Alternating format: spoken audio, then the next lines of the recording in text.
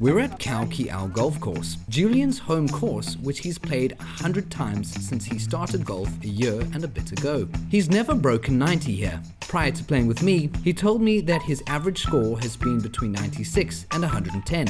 This course is a Pete Dye design, so it's going to be much trickier than the simple course we played last time where he shot an 88, especially since Julian went for 3 lessons in the 3 weeks since then and hasn't been on the course in those 3 weeks.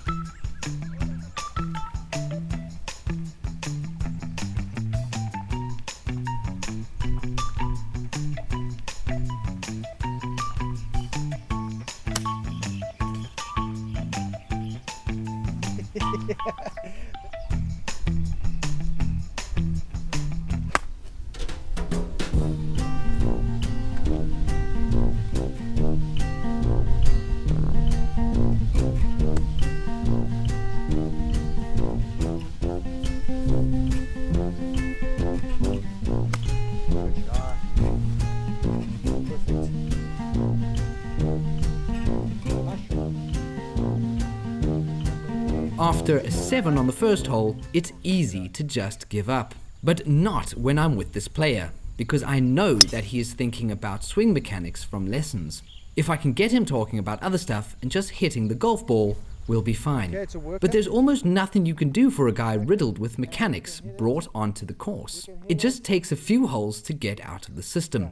Julian's putting was a bit tentative in the first video, so I really wanted to help him get over his stage fright on short putts. You'll see later how keeping your head down and listening for the rattle makes the putts drop. We didn't hit the range or putting green beforehand because it was a morning tee time and I drove 2 hours to get here by 7:45 a.m.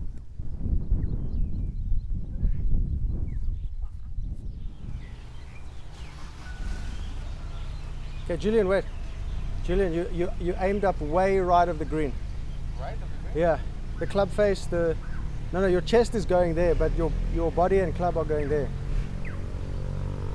Left. Like that? There we go.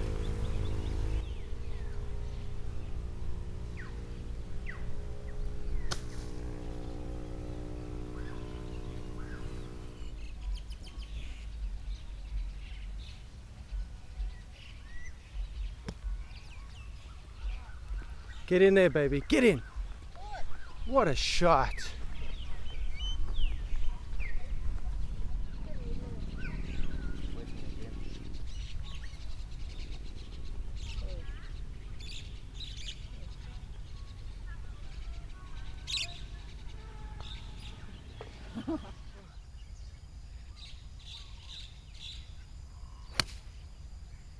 That's the one. That's the one. Oh.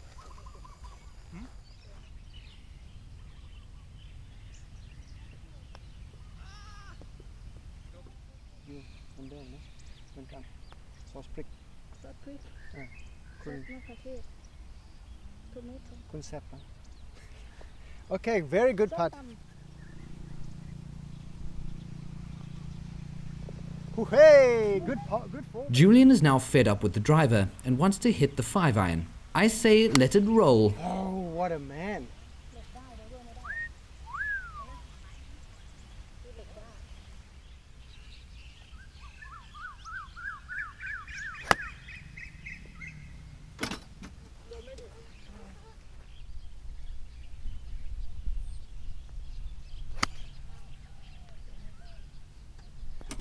That's okay.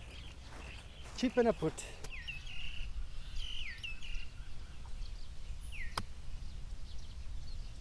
Beautiful shot. Absolutely stunning. Fabulous, brave and stunning.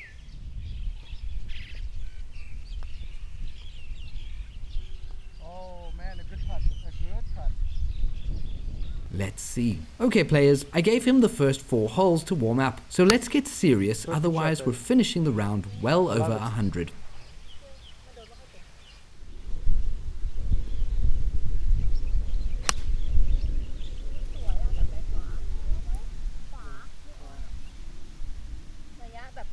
Okay, now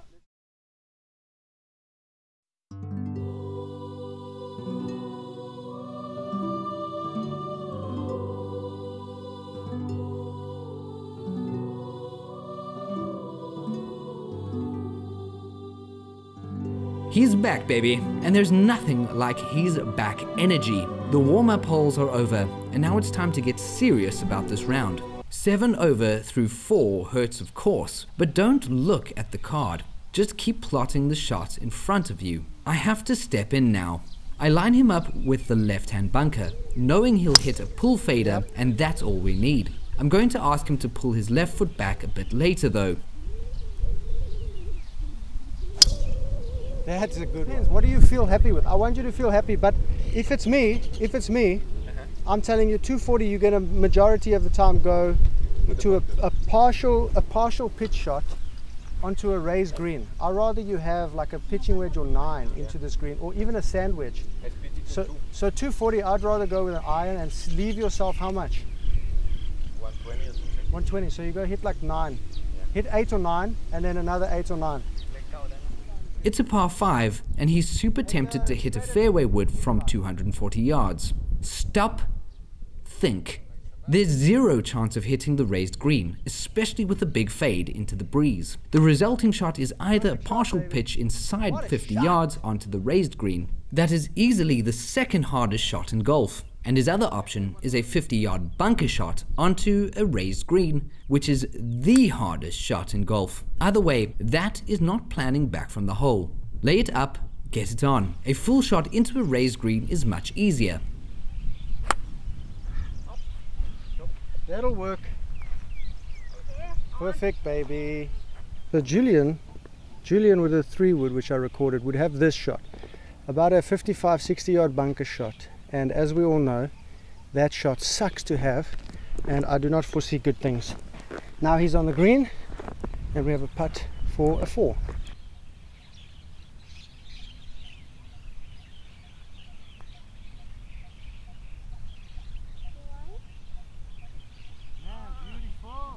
I can hear the ball. Don't see the ball. Hear the ball.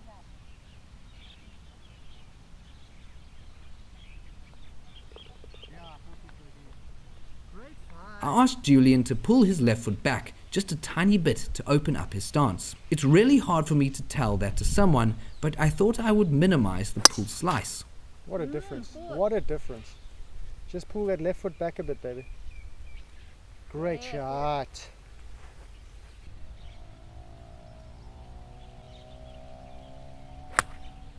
Yo, what a shot.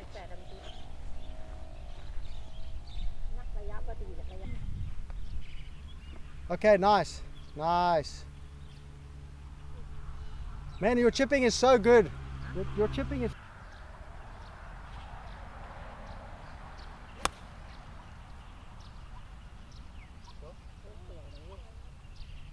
Oh, what a good caddy.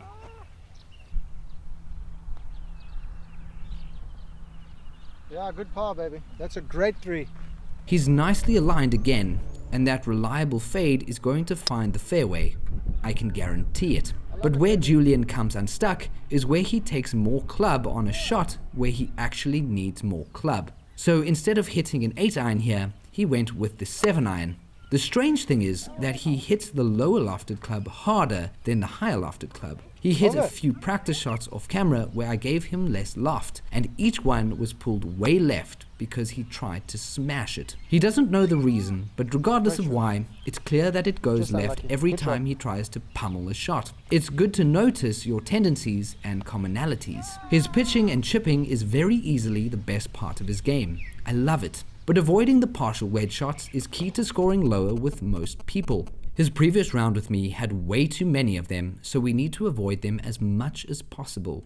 Throughout the first 9, I talked to him about random stuff between shots to get him hitting the ball instead of thinking of the mechanics. Actively ignore what you've learned, only do drills on the range, and over time, the mechanic will come into your swing naturally and through osmosis on the course. Julian plays this hole to perfection. On this 9, please notice how long he keeps his head down on the shorter putts.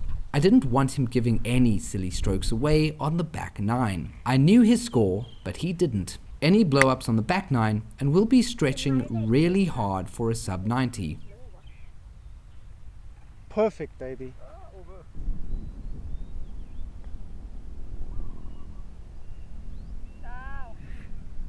Yeah, it's okay.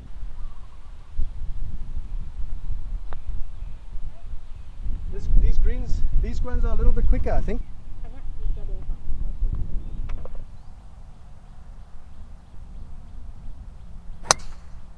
Oh, not good.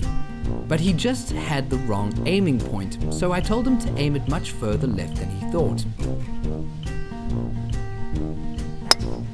Oh man, what a great shot. What a great shot.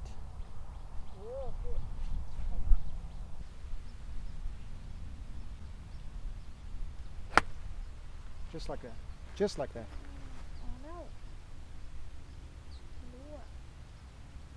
You see, not bad at all. Not.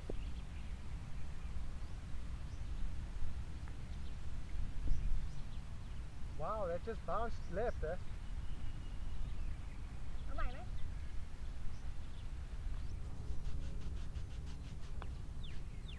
Yeah, what a putter! What a putter! Good luck, good luck. Yeah, hasib, hasib. Good luck.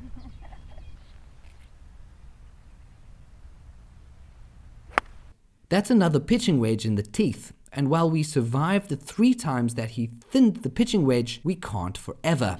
It's a club everyone should get right.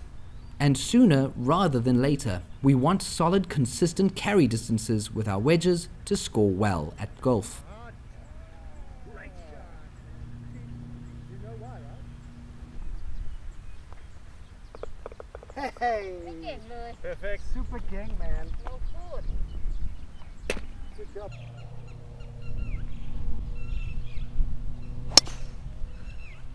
ไปไหนไม่รู้อะ ไม่เห็น ซ้ายสุดๆอะซ้ายเยอะ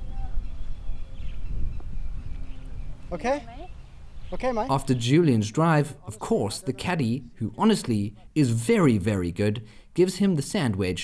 Where do we go from here with a sand wedge? There is no conceivable shot with the sand wedge. He either hits the tree and the ball plops straight down, in worse trouble than he's already in, or he leaves the ball in the bunker, short of the green, in a fried egg lie. I predict that at best, Julian scores a 6 using his sand wedge. This is the video game technique, which caddies here are very good at. The pin is the only thing in sight. Beeline to the pin only. These type of gaffes can cost players multiple shots per round. I want Julian to get it back to the fairway for a lovely chip up the green. The sand wedge is always going to be fluff from this lie, so it's an 8 iron all day. Option that you wanted to do.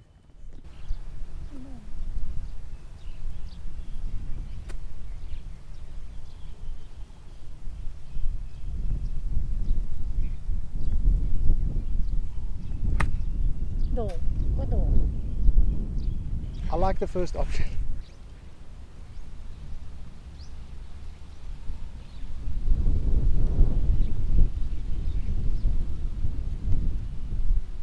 He must look at the hole on his practice strokes.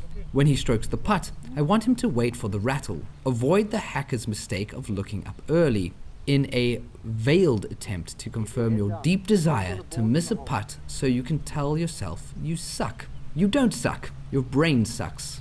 Watch his head, watch it. That's golf. Yes. Come on.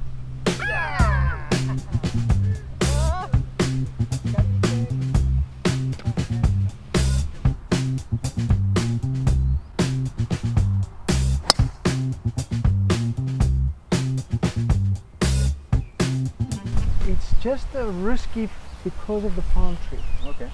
Because you're going to fade it. Yeah. So if you hit it at the pin, you're going to fade it very right. Right of the bunker. I would highly recommend 5 iron 5 iron? and just chip it into the fairway. Okay. เซฟ เล็กครับอะไร ก็ใช้เหล็กดีกว่า Now you have 2 options because of your shot shape, Julian. Okay. You can hit a full one and fade it around this palm tree, or you can punch it just back into the fairway and leave yourself like... We are not in a happy position. Julian wanted to hit the hybrid, but with his shot shape, we will either smash the palm tree, or if he is really lucky, fly it through the gap on the right of the palm tree into the trees on the right side of the fairway, because the big fade is definitely happening. I foresee either a 6 or 7 for the hole with a hybrid. The best shot is a punch shot back to the fairway, but it's still an unpracticed shot for the Juju bean. We got really lucky now. His shot shape will be fine from this position, so we go with the club that can leave us short of the That's the green, shot but with of the maximum chance of a good strike.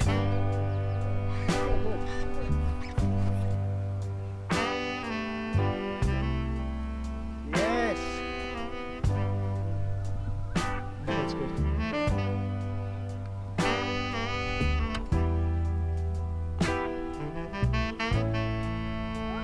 What a putter!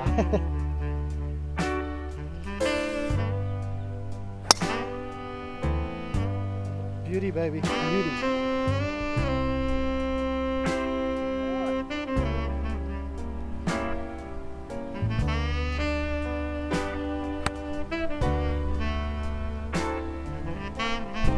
Perfect.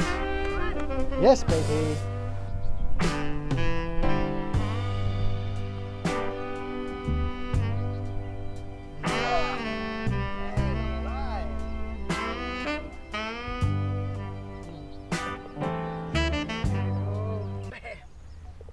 Julian tells me that he always screws up this hole badly. I told him to move to a place on the tee box where he's never teed from before. Shake out the demons, change it up. That's when I unleashed on him the Michelle Lowe tree top in the distance technique to distract your mind from the dangers in front of you. He aimed at this treetop so that he could clear his head of the minefields in front of him and just forget about the potential puffies. Yeah, beautiful. Absolutely stunning.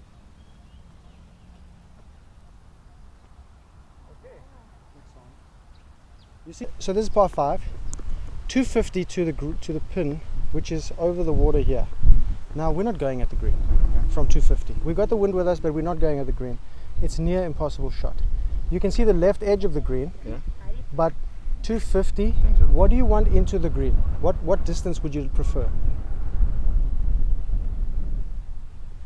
To the green? Yeah. Or in 2 time? Yeah. What's your final shot? What do you like? Your approach shot? 100. 100. So why don't we hit 150 yards here? Yeah. Downwind, pitching wedge or 9-iron? 9 hours? Yeah, 9-iron or pitching wedge straight toward Oh, 8 hours. those. You see those 4 palm trees there Yeah. on the left? To the 4th coconut tree there. Yeah.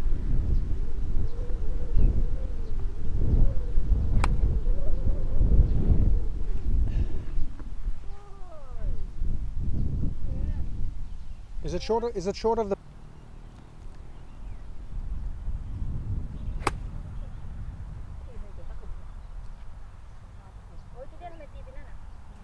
We're seeing a good glimpse into Julian's potential, but I want to make certain of his sub-90 score.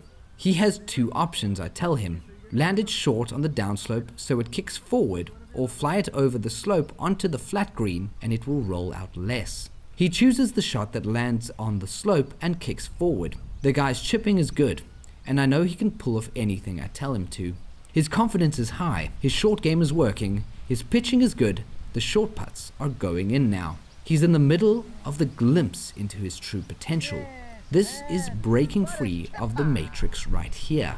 Have you noticed just how carefree his swing looks now that he's let go of the mechanics? That's how you reduce strokes.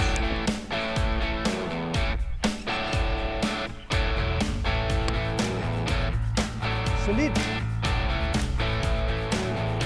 Oh, what a beautiful shot. The best of the day.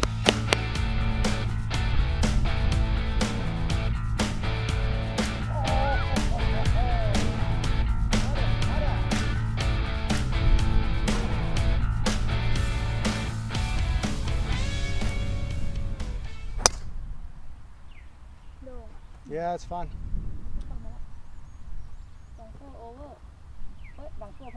No pump ham.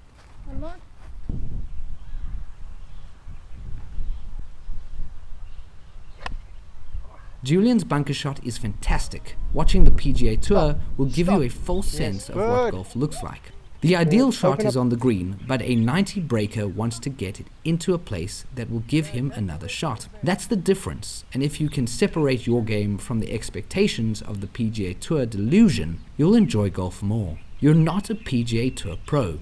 If you've never broken your scoring barrier, but think that hitting one great hero shot per round makes it worth it even if you shoot 110, then you're probably also one of those guys who trades cryptocurrency and never, ever, ever, ever loses. That's a personal best of all time for Julian, and the first time he broke 90 on this, his home course. I did ask him what he thought he shot while I was tallying up his score. Can you believe he genuinely thought he shot about 110? I get this statement a lot when guys play well. The guys never feel like they played good golf when they finish a new personal best round. But what they didn't realize when I play with them is that we shoot the breeze and focus on the shot in front of us instead of the one ball that went OB on the 11th hole, or the water ball, or the pulled approach on 9. We don't dwell on the puffy shots. We stay in the moment and respect each shot. We make sure of the short game shots and plan our approaches.